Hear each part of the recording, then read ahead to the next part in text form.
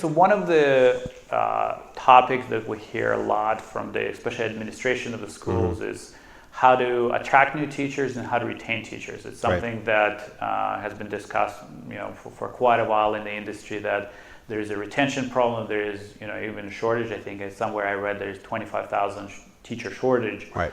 How do you see instruction coaching playing a role in helping that?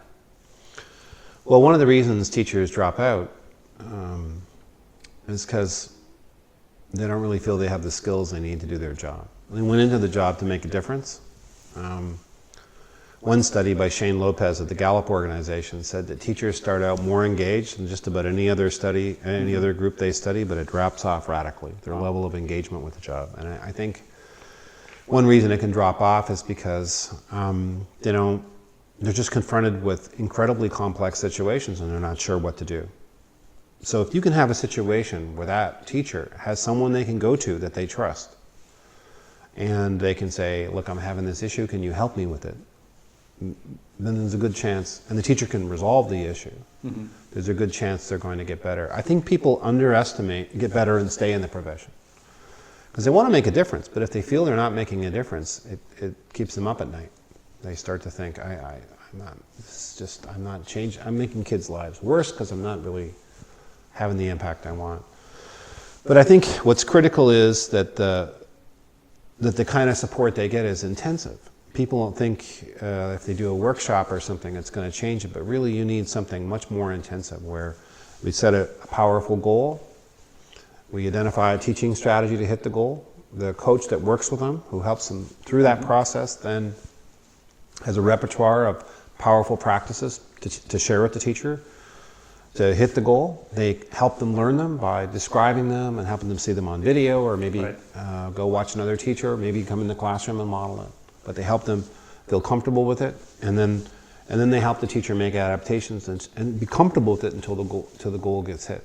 And I mean, to really change your practice, the way you teach, it's not going to happen by without some kind of intensive support. Starting with a clear picture of current reality and then monitoring the process. So video kind of stands at the heart of the whole process. I'm curious of how you see I've read and watched the video about the instructional coaching cycle. Do you see it as kind of a cycle that's always ongoing, or is the teacher bringing in the instructional coach when they need them, or is it a regular thing? Well, the first thing I'd say, I think it's important that the coach works with all the teachers in the school.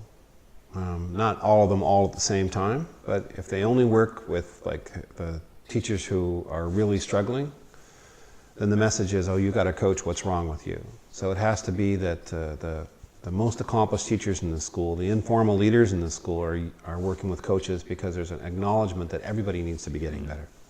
I mean, Olympic athletes have coaches, as many people say. Right.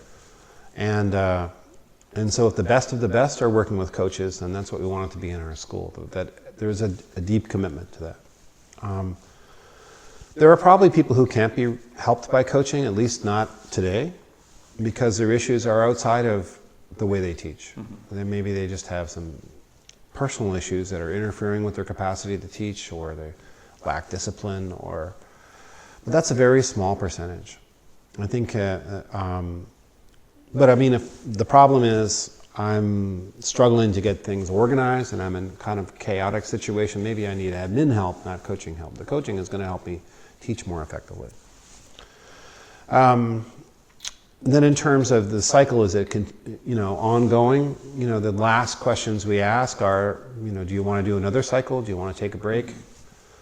What do you want to do next? And it all comes down to really what's possible in terms of how much time the coach has got to work with each teacher, because they may not be able to structure it in, or they might provide a little less support and let the teacher sort of run through the process on their own and focus on something else, or they do it as a group. But there's no set way how it works. But I would think that everybody is always engaged in a process of continuous improvement. I think that's the way I'd see it.